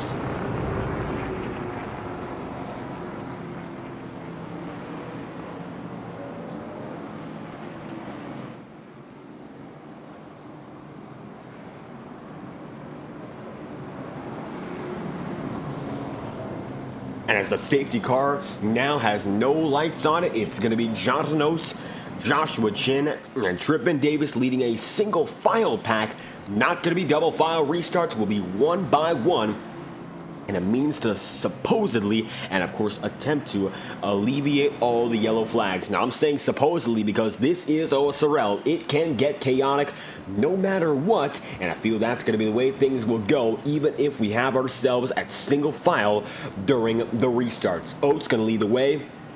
Joshua Chin there in second, and Trippin Davis third. They are in an especially stacked field, even at the head of it, so even then, it could be competition from the back trying to get aggressive to get up with your front runners. As it stands, I don't think we're going to see much of that for now. Track position is key. One driver going to be off the track. That is Mo Perry going into the grass, and now getting back on the move. So some chaos under yellow. For the first time, it's going to be restart number 1 with 38 minutes and counting down as the drivers come through the Sam Posey Straight. We'll get back on the way here from the Lime Rock, and this is the Can-Am Challenge at Lime Rock Park, the penultimate race of the season here in the Ford Studios Short Track Showdown, and we're looking to see what these drivers have on a road course for the first time, going left and right with these late model stocks. First restart going to be on the way this time around. Let's get to it. Drivers are already in formation and the pace car is down and in. The green flag is due to fly, and with Jonathan Oates leading, we are back underway here from Lime Rock. First restart of the move, led by Oates.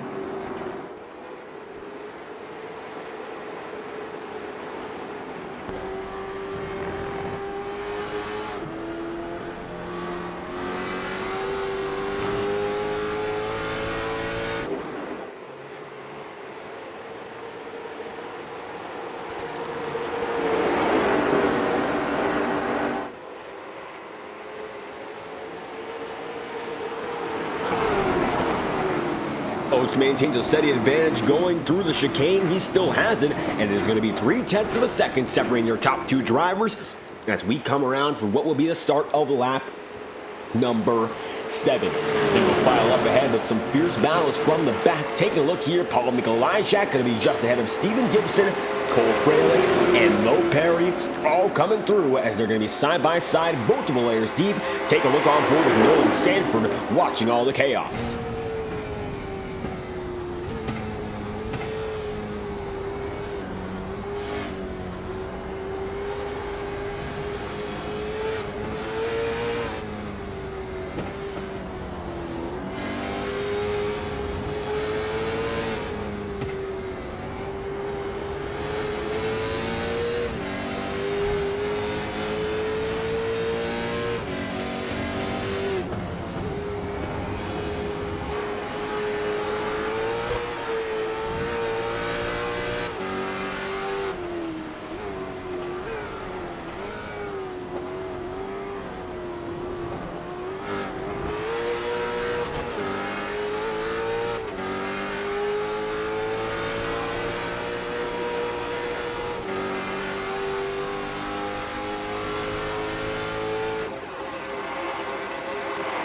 As we took a look on board, your final man on the track, that is Nolan Sanford running in the 19th spot with Wesley Person just ahead.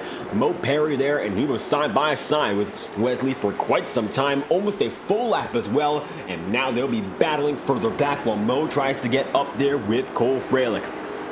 Side by side, it could be as Fralick nosedives and goes right into the grass. Big hit for Fralick, and he's going to disconnect himself from the session. Wesley Person wrecks too, and that's inexplicable. No caution going to fly, but let's take a look back and see what that was. 2 drivers going to be off the track, 1 down a pit road, 1 disconnecting entirely. So let's go back and find out just what happened with a huge wreck.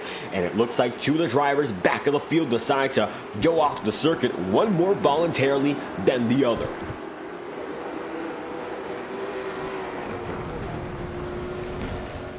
And while Fralick definitely nosedived it in, Wesley Person just going to caught up in a mistake, and that's going to be a tire barrier hit, a big one for certain. Person going to find now inside the 19th spot as the leaders are continuing to break away. Rest of the field is going to keep it green. However, it's going to be 4 drivers at the head battling for what is the top spot. It's going to be Jonathan Oates still leading from Joshua Chin, Triffin Davis, and Harry Grindell. Grindell going to be 2 spots ahead of Zach Knowles now, so they've traded places, so to speak. When we last updated you all in qualifying, it was, of course, Zach Knowles ahead with Harry Grindell then in 6th. But now, looks like some roles have reversed, and just like that, it's going to be Grindell with the advantage in the penultimate round. That might be enough to set up a dead heat going into Martinsville, which would, of course, be won out by the driver with a better finish. And just like that, it could become 0 points separating your top 2 drivers, and they have been titans of the field all season long. And it would be amazing to see a dead even battle coming into Martinsville, but that right now is not to be expected. What is to be expected, however, is battling between Joshua Chin and Jonathan Oates. 33 minutes left on the charts, and these two drivers are still battling like it's the last lap. You can't get too risky right now, but there is almost no space between them. It might look like there definitely is a lot between each driver up front, but every inch cannot be disposed, especially with close quarters racing early in the going. If you mess up early, track position is king, and you can't be able to get back later. You might even get wrecked and lose your faster pair while you're trying to make that charge up. Now, waiting in the wings might be more effective, but Joshua wants none of it. Gets down to the bumper of Jonathan Oates, lets off, and lets him go as he takes it through turns 1 and 2 yet again with the top position.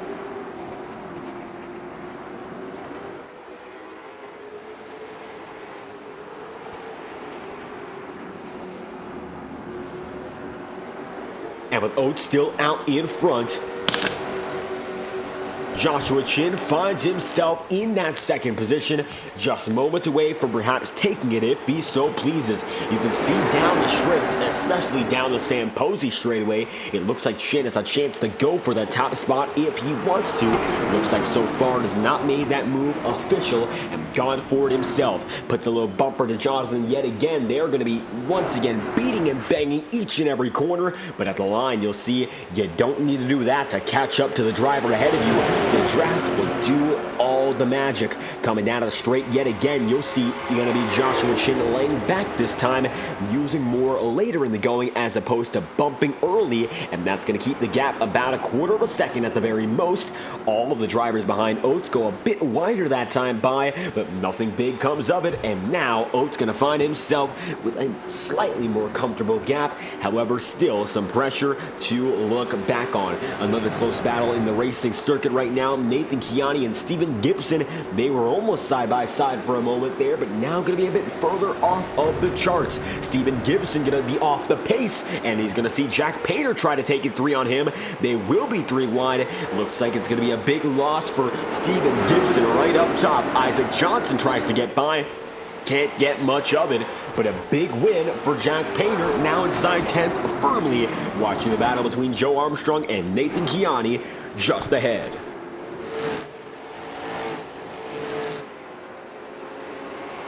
And for Joe Armstrong here, running inside the single digits, but as a winner before in this late model stock division, definitely looking for a bit more. Maybe there's a top 5 run in him if there's some mistakes up ahead, but right now it looks to be the 8th spot, and that's the way it will go. Top spot going to be held, of course, up in front by Jonathan Oates, but here in the mid-pack, battles are fierce as well, and Armstrong right now does not have to have his hands full. Chiani's still a few tenths of a second behind, and the shuffling further back is several seconds beyond those who are up ahead of the field, and even several seconds beyond Joe Armstrong, so nothing much to do right now but hit those marks and make things happen later in the going. Armstrong going to blink out just a bit, but no big deal, and right now Nathan Chiani going to be then in the 9th spot.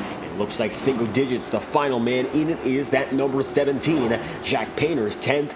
Steven Gibson is then in 11th. And Jack Painter is now going to find himself just behind. A bit of a swap, as now you'll see Steven Gibson coming up on Nathan Chiani. He'll go right by, and Gibson has the run, makes it through, and with 30 minutes remaining, himself inside the single digits. How about that move? And the number 21 makes it into the 9th spot.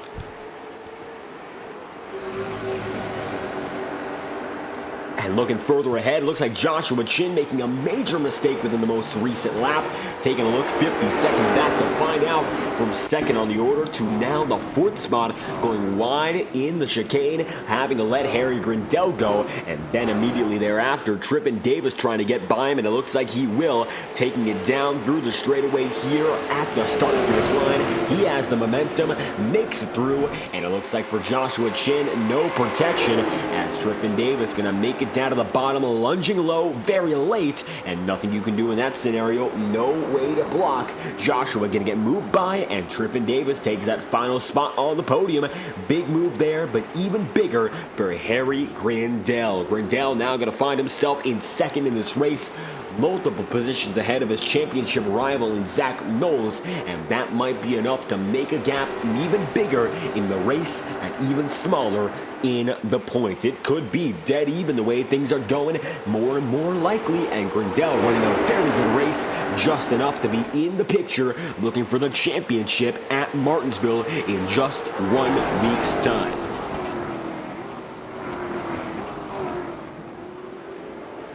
And now, of course, Grindel only 0.6 of a second off of Jonathan Oates. It was a gap of over 1 second just a lap prior, but now it looks like Oates is fading in terms of tire wear, and Grindel's got a bit more in terms of his long run pace. You'll see that time by Harry Grindel about 0.2 of a second quicker. Not as big a drop off, but still going to be something to worry about for Oates as he continues to see Harry Grindel get bigger in that rear view mirror. Taking a look off the back bumper of Jonathan Oates, or more accurately off the quarter panel, you'll see Grindel taking it a bit quicker with a bit less control, and it works every time around.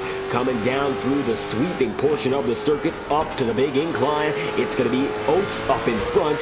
Harry Grindel 0.5 of a second back, and as they make the run down to the Sam Posey straight, maybe Grindel can dive it a bit deeper, and that he does. The final chicane catches Jonathan Oates out, loses some time, but then gets it all back on exit. It is all the way back in front for the number 73 and back and forth for Harry Grindel. Nothing more he can do that time by, and he'll have to wait for the next lap for another opportunity. Oates gains for the first time in several laps, and that's all he needs to do if he wants to keep that lead, especially with 27 minutes still remaining.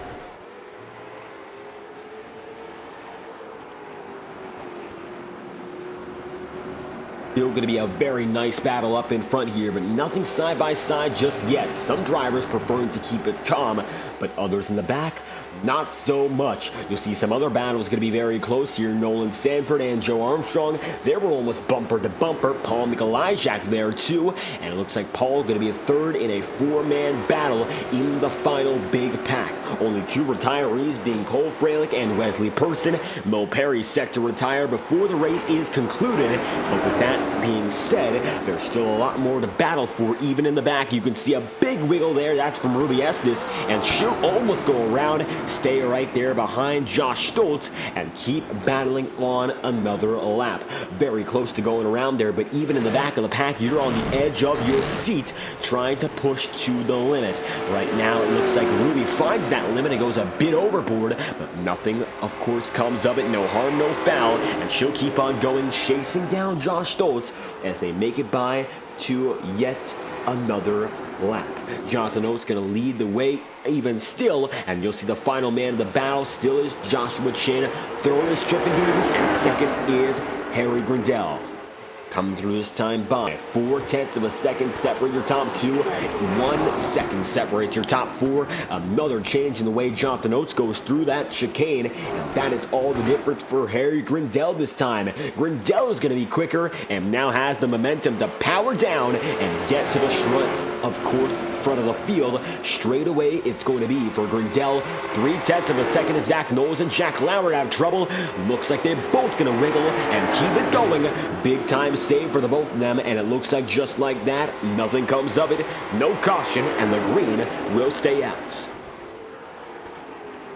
And it's going to be Jonathan Oates still having himself a night, leading with 0.3 of a second to spare. It doesn't look like Grindel's found the big solution in terms of getting that lead, but he is certainly getting close. That time by, he almost gets to the back bumper, does it once again, going back and forth and putting down all that pressure. Certainly going to be intimidating for any driver, and with Grindel's track record here in the Short Track Showdown, he is one of the best and almost finds a way to make it through. It's very close quarters there, but nothing comes of it yet again. Grindel finds himself right now in the 4th spot. It's a big loss, and now it's going to be Oates powering down with Joshua Chin, making it down the back straightaway. It is a big surge, and just like that, Oates finds himself ahead. Joshua Chin going to be then in second, with Trippin Davis third and Harry Grindel fourth. A major shift, and after Joshua Chin's mistake earlier in the going, it looks like now it's going to be Oates having another battle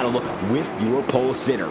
Or rather, the pole sitter having a battle with Joshua Chin. It's vice versa. Chin winning the Miata race very close to pole, and he'll make a mistake again. Look at that. Triffin Davis now has a chance, and it's up and down the order. Nobody wants to be second, and Davis gets it. Take a look at that. Now it's Triffin there in the runner-up spot, but it's Oates with a 1 second advantage, the biggest gap he's had all race long, and now it's going to be Jonathan Oates finding himself at the front of the field with more time to spare than ever. Triffin Davis leads the second group, but Jonathan Oates leads them overall with 23 minutes left on the board.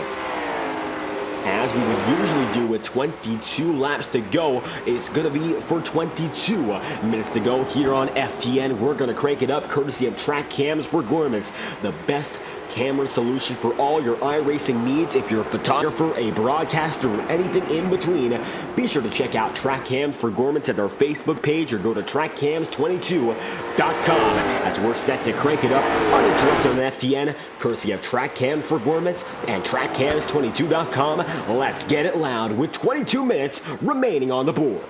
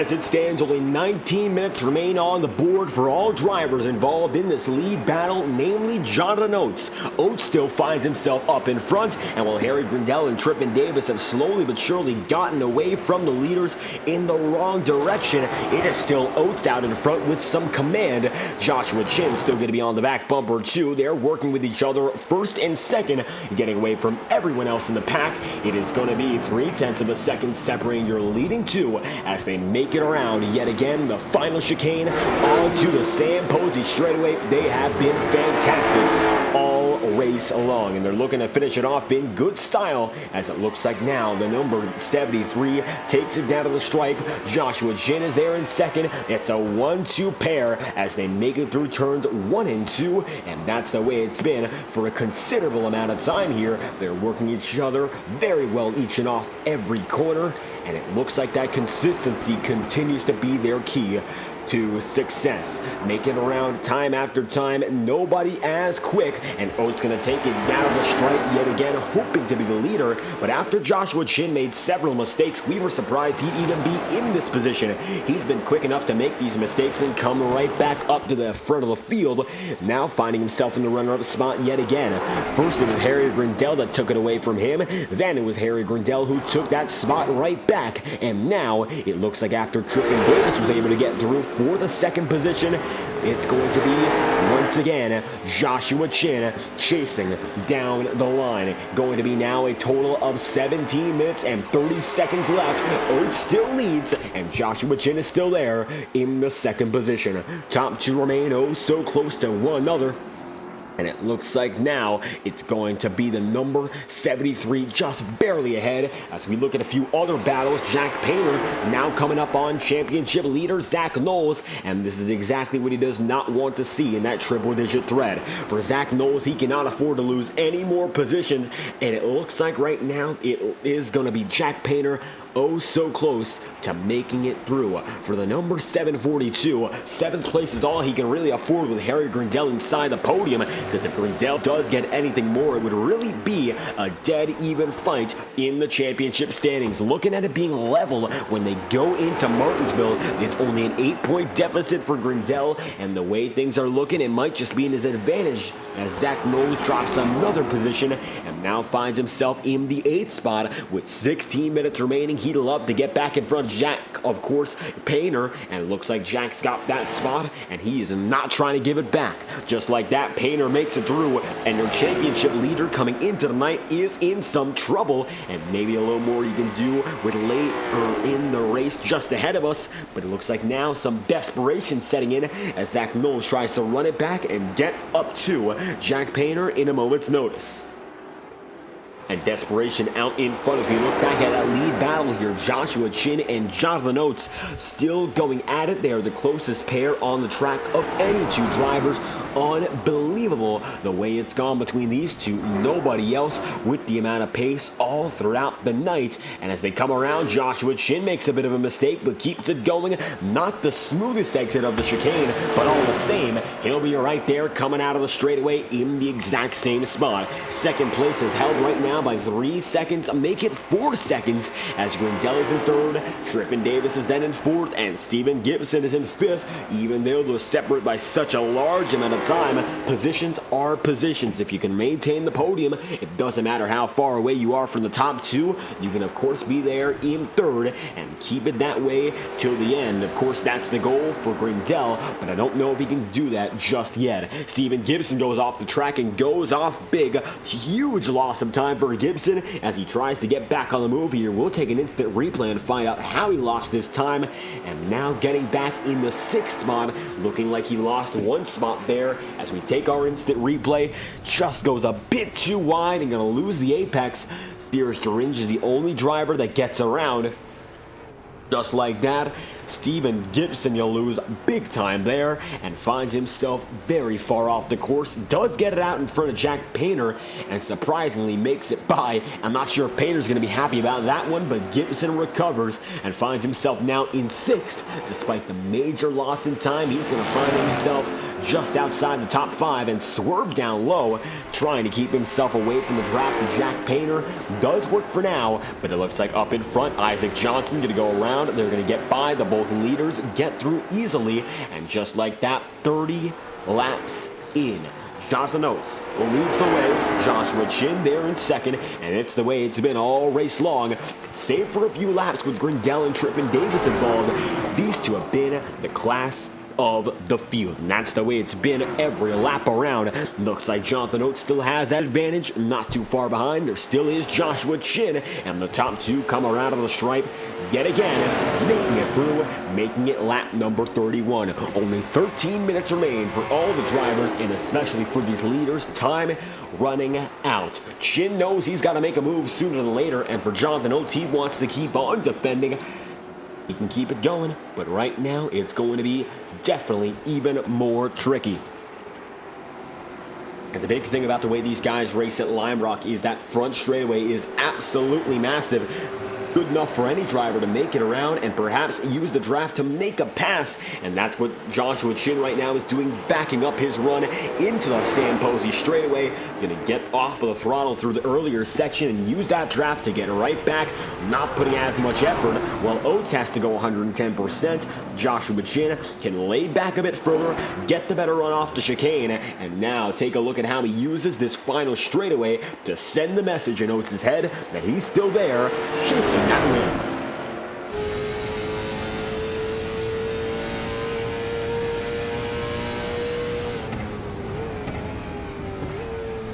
And staying all but dead even right now with your race leader, not working it as quickly through the first segment. That chicane always keeps him back in play, and you don't know if he's even on the throttle fully right now because he's got a lot of draft that's keeping him right in tow with Oates. It's just about bumper to bumper for the entirety of this race so far. This pair has been unstoppable. The question is, does that change with how the race has been going? Maybe it can. So far, their consistency has been unrivaled, and it looks like right now, Trippin Davis, Harry Grindell fade back further. They're 5 seconds away from this battle. Nobody else in the vicinity of these two, and they're looking to settle it amongst themselves as time continues to fly. 32 laps in, coming to lap 33. Jonathan Oates, Joshua Chin, top billing in this battle, and they will take it to the line yet again. One driver going to be off the track. That's going to be Paul Mikolajczak, and it looks like not good news for him. 1 lap down as is, and Zach Knowles is now in 12th, 2 laps down, and that's all but his race already. He'll need a major mistake from Harry Grindell if anything can come of it. But as it stands, it's almost a guarantee that coming into Martinsville, it will be Harry Grindell with the advantage as opposed to, of course, Zach Knowles. Zach had the championship edge going into our most recent race at South Boston, not able to capitalize on it, and had the advantage going into Lime Rock today. But it looks like ever since fading out of the top 5, he's been able to hold on to absolutely no position, and now finds himself the second to last driver on the track, and Mo Perry is set to retire. And with that in mind, Zach Knowles is going to be the final man on the board who's able to keep on racing. Just like that, it could be a championship fading away from the grip of Zach. With just a few laps remaining in the penultimate round, he'll have to have a fantastic night at Martinsville to seal the deal and come back on top.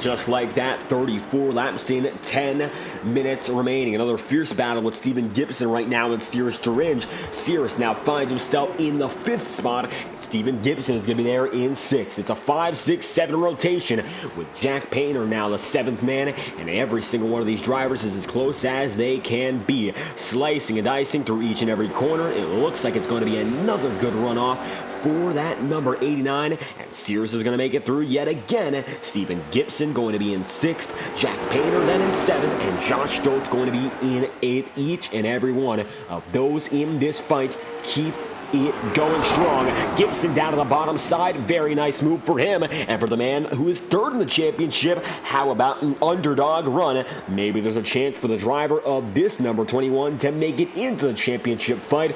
All of a sudden, he's got an outside shot. If it's going to be Zach Knowles losing points, it could be Steven Gibson gaining points. And it could be a 3-man race at the end of this championship.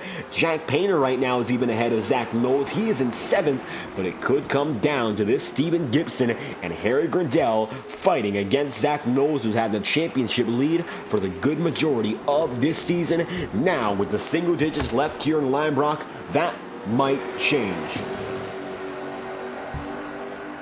And looking out throughout the field, it looks to be another battle just further behind. Nolan Sanford going to see Josh Stoltz lock up big. And with Stoltz locking up as big as he just did, it's surprising he made the corner, but keeps it going inside the 8th spot. It looks like right now, survival of the fittest. 10 drivers on the lead lap, going back to Nathan Chiani just a few moments behind this battle. You see Nathan Chiani come into the frame, and it looks like right now for Josh Stoltz, not much more he can do. Nolan Sanford is gaining and gaining big. But tonight might be the end of his championship run. Even though he is ahead of Zach Knowles as it stands, Nolan Sanford is not ahead of any other championship contender. And coming into tonight 5th in points, he needs to make a superhuman run in the final few laps if he wants any chance to come through for a championship here in the 2023 Short Track Showdown. Maybe it's not meant to be this season, but he's ran it very well. Consistency has been his key. And it looks like another night inside the top 10 for Nolan Sanford the way things are going. Might be able to take one from Josh Stoltz. And Stoltz going to block low. Looks like Sanford going to have none of it. Go a little higher in the entry and try to keep that momentum going to get the spot as soon as he can. Looking back up in front, still going to be Joshua Chin and Jonathan Oates going at it. It's still the advantage to Jonathan Oates, but Chin is still right there. Back and forth, 1st and 2nd. It has been no lead passes for the number 73. Oates has just been out in front like it's been day and night. Looks like right now, it's going to be another lap coming to its sunset. With Oates still out in front by far.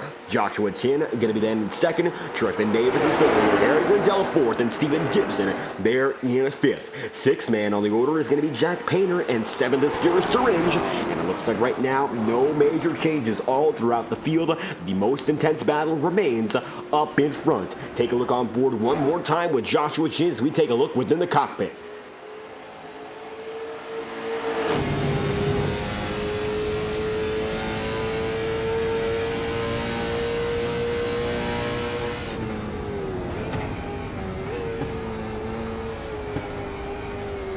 And Oates going to go way wide that time through, and that's one of the things you have to think about, risk and reward. That is the best way to go around for the optimal exit into the back and forth left and right hander here. But at the same time, if you mess that up, you'll be in a similar situation as we saw earlier with Steven Gibson. If you end up off the track, you will be coasting on the grass for quite a long while, and that might be the end of your night. While Jonathan Oates can still easily get a 2nd place with a mistake, 7 seconds behind now is Tristan Davis. You don't want to give up your biggest chance to win all season long. Joshua Chin has already had his fun, got to victory lane in the Miata's race. Now for Oates, this is a big moment. He's the league owner here of the OSRL group in its entirety. He runs the Premier Series and now racing in the Short Track Showdown as well. This could be the night he gets it done, but Joshua Chin looks low, and it looks like he won't look deep enough. Puts the signal down. It is on, and with 5 minutes and 48 seconds remaining, it looks like the final dash will see a bit more from that number 93 than we expected. Chin gonna stay just behind. It's still gonna be Jonathan Oates up in front, back and forth, up and down. It's still going to be as they come to the final run of the lap. And these two have been so good all night long at running at each other's level. They're certainly driving the car differently, different approaches each and every corner, different methods to keeping that pace, and all the same, they've been just about identical all throughout this race. Unbelievable consistency from the both of them to make this battle happen all throughout the night. Right now, another close battle going to be in the form of Jack Painter and Steven Gibson. Looks like it's going to be Painter now coming through on the back straightaway. Can he get much of it? Not yet, but he is going to be very close to Gibson as he goes a bit wide, and nothing going to come of it at this rate. Still going to be very close, 0.2 of a second, almost as close as Joshua Chin and Jonathan Oates are, and with 4 minutes and 40 seconds still counting down, these two drivers are putting on a clinic. They have been on each other all this race, and it looks like right now the big question is, can any of them get some separation?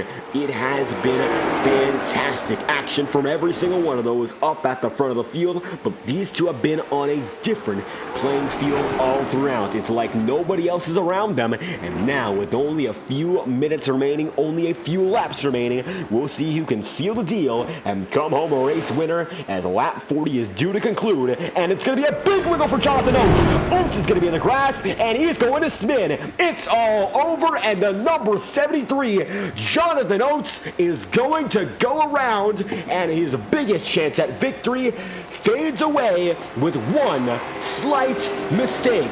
Oates is going to go almost all the way around, 3 times over, spinning time after time, and it's going to be heartbreak.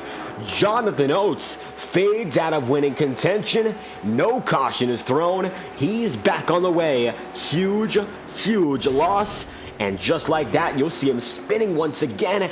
We're going to take an overhead shot to find out even more on the matter, because Jonathan Oates having such a good race, consistency leading all throughout, and looking at it once again, taking a look, slow motion here with Jonathan Oates, and finding out where it all went wrong, going into the curb, oh so aggressive, and he overcorrects, and that will send him off the track. He hits the tire barrier, and that will send him sliding. He's going to hit the guardrail, and just like that, spins and almost hits Zach Knowles, and his night just about ends on that note. It's been a valiant effort from Jonathan Oates, and just like that, from first to third, fading back and now defending on Harry Grindell.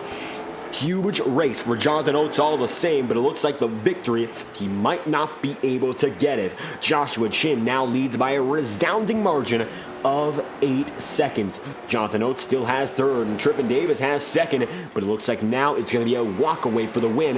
Nathan Chiani going to be letting your leader by, and just like that, 2 minutes 19 seconds left and still counting down. A heartbreaker for Jonathan Oates, and Joshua Chin now in the prime position to go for the sweep and come through with yet another victory on the night. Lion Brock has been his all day long, and it looks like with one more lap after this one, the white flag will fly next time around. It's going to be all for Chin coming through one more time. It looks like the number 93 has a 7-second advantage, a major gap right now. He could coast to the checkered flag and still come through with a major advantage. Looks like Oates is going to stay inside the podium. Harry Grindell looks to have lost some pace. He's now about 1.5 seconds off that number 73 of Jonathan Oates. And now, coming through this time by Joshua Chin, makes it up the hill and will come right back down. This time by, the question is, does the white flag wave? For Chin, it does not matter. He's got such a big advantage. Nothing would be a difference, as it looks like some drivers getting through the smoke. Nothing looks to be a major incident through the final segment, but it's going to be a smoke show as Joshua Chin comes to the line.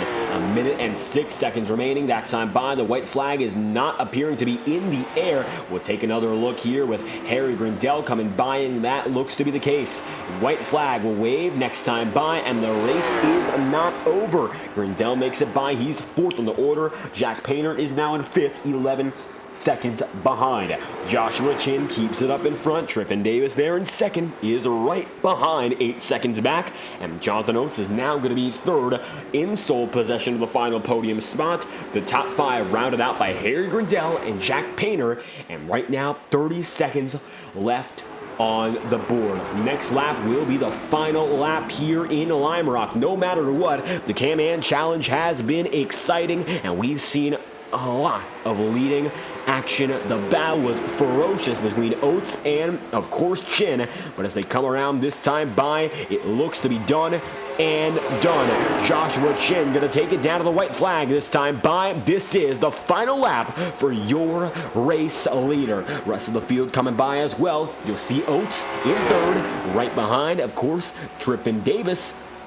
And now it's time to see who's got what it takes to come through with high positions. Of course, right now, looks like it's going to be no major battle up in front. Josh Stoltz looks to be in contention with Joshua Chin. Might be able to keep on the lead lap here, and it's going to be a train coming up the hill. And going down yet again. For Joshua Chin, the Miata's race was dominant from the back of the field on up, but after a fight tonight with Jonathan Oates giving it all he had, the number 93 looks good to go all the way and come home with a sweep. The Oldsmobile comes through the final downhill descent, makes to the Sam Posey straightaway, and at the end of 45 minutes here at the Can-Am Challenge, it is going to be Joshua Chin getting it done and completing the sweep here in Lime Rock Park.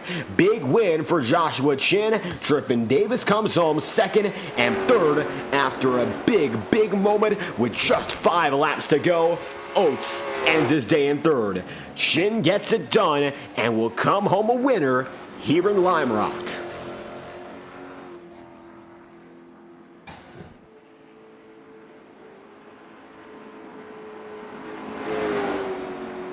And after a fantastic performance here from the Lime Rock Park, Joshua Chin comes home as a winner. Before he burns down the house, let's take a look at your results. Going to be Joshua Chin winning by 8 seconds over Driving Davis, with Jonathan Oates then third and Harry Grindell then in fourth. Going to be Jack Painter in the 5th spot with Stephen Gibson 6th and Sears Sherring 7th. It's Josh Stoltz 8th, Nolan Sanford 9th, and Nathan Gianni then in 10th. Zach Knowles will come home 11th. That could be the end of his championship run. Paul Mikolajczak is going to be 12th, and 13th will be then the number 13 spot held by Mo Perry. 14th going to be Isaac Johnson with Jack Lauer then 15th, and Joe Armstrong is 16th with Ruby Estes, Cole Freilich, and Wesley Person rounding out your 19-car field.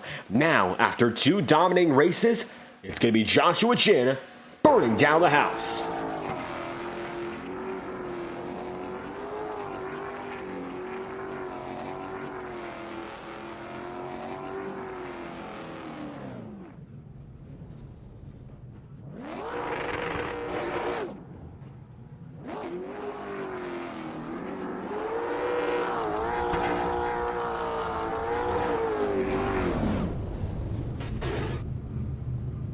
And another huge performance from Joshua Chin, back-to-back wins tonight, and he gets it done. The 93 comes through on top, winning your late model stock feature here in the Can-Am Challenge. We'll be right back in just a moment after a brief promotional break courtesy of our friends at iRacing, and we'll assemble your top 3 drivers for an interview in just a moment's notice. We'll be right back on FTN. Stick around for your top 3 interviews as we will return with your podium ceremony.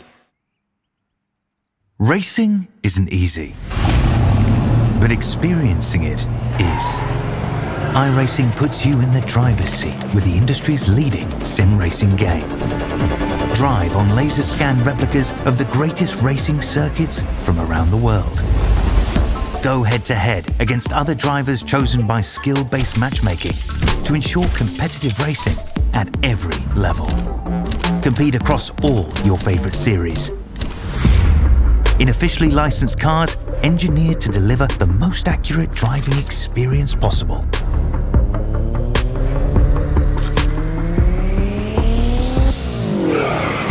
Join a race or host your own with players from across the globe. Race against the computer or in a league with friends. Feel the thrill behind the wheel. Visit iRacing.com.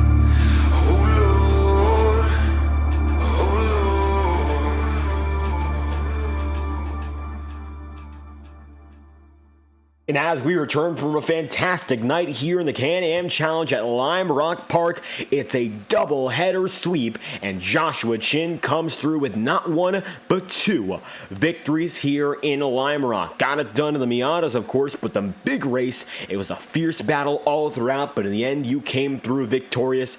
Big win, Joshua Chin on top of the board. Yeah, I was kind of lucky.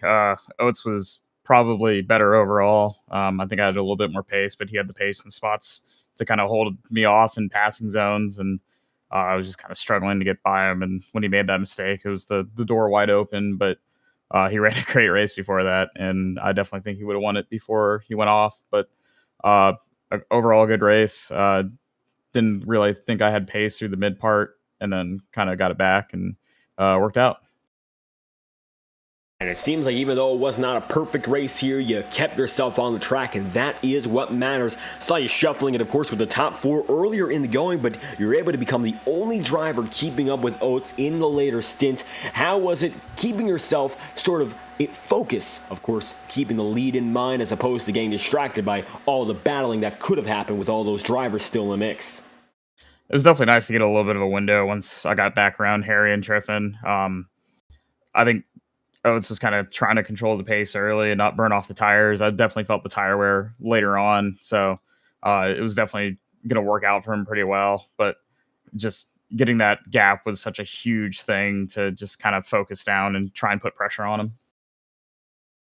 And the pressure was especially on with those final few laps in mind. What was your expected time to, of course, get a bit more aggressive? Because we didn't really see you make those lunges down low.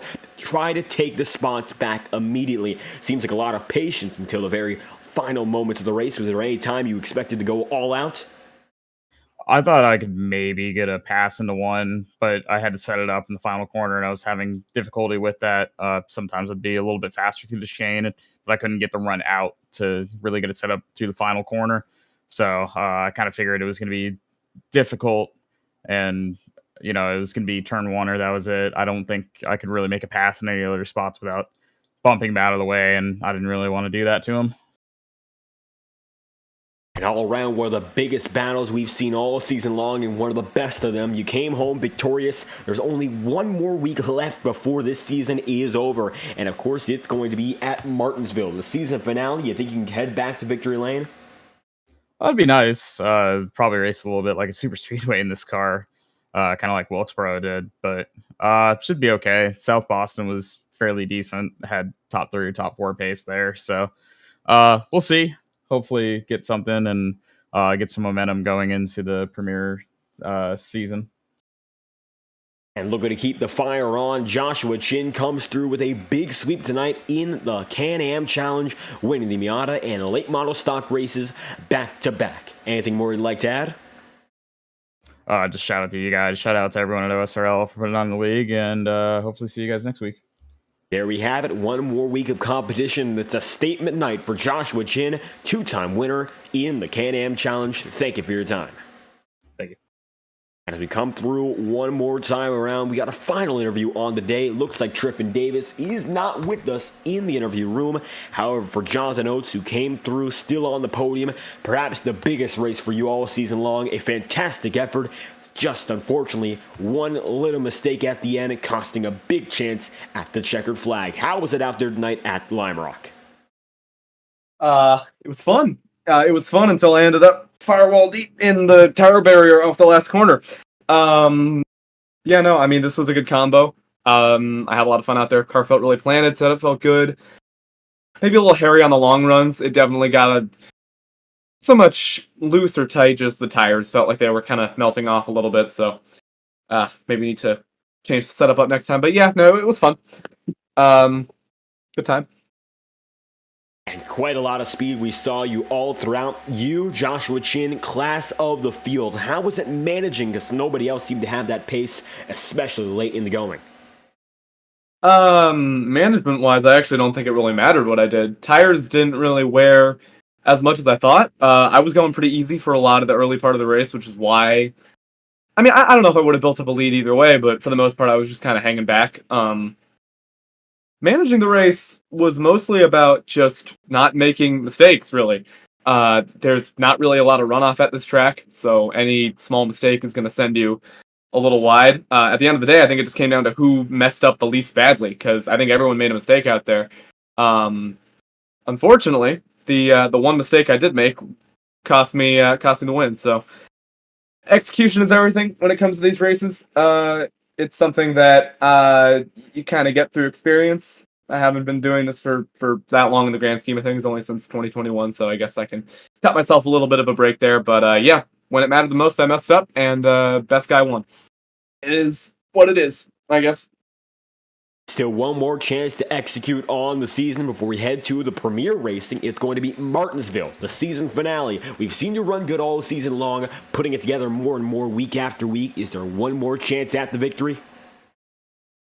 There's always a chance, really. There was a chance at the bull ring.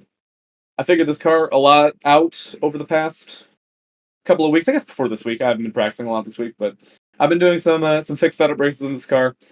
Been figuring it out a lot more, the kind of secrets and tricks that go into it. So we're gonna try our best in Martinsville. It's a pretty standard short track out there. Not, I can't imagine there's gonna be too much. What's the word I'm looking for? Buffoonery that goes into being fast. Should be pretty straightforward. And it's an oval, so I have less chances to mess up completely, which is probably good based on today. But yeah, we're gonna go out there. We're gonna send it.